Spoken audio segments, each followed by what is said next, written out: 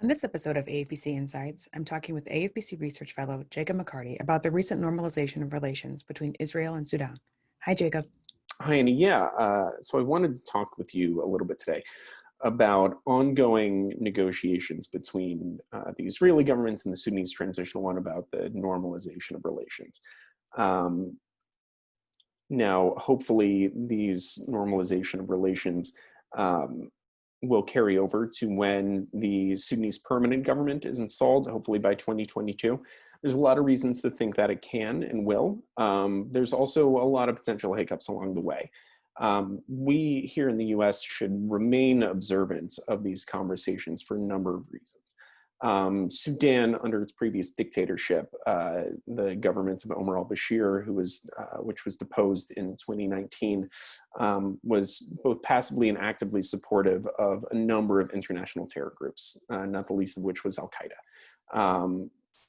The normalization of relations between Sudan and Israel has been an element of the Trump administration's Middle East peace plan, right? Sort of its hallmark foreign policy goal throughout the first term of the Trump administration.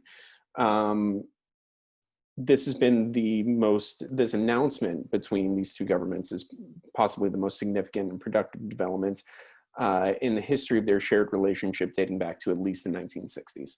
And most symbolically for folks in Washington, the rejection of the policies and practices and legacy of Omar al-Bashir is really one of the vestiges of recent American bipartisanship. Most poignantly, in the aftermath of the atrocities in Darfur, dating back to 2004, the House unanimously declared that there was a genocide by proxy committed by state-backed militias in Sudan. So the rate at which progress is happening since the toppling of al-Bashir in 2019 is pretty staggering. Again, there's a lot of reasons to remain hopeful about this deal, but there are potential hiccups along the way. Well, thank you so much, Jacob, for your time. I know we're going to be watching this issue for a while, so I'm sure I will check back with you soon.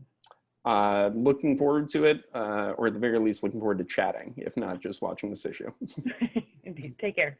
Thanks.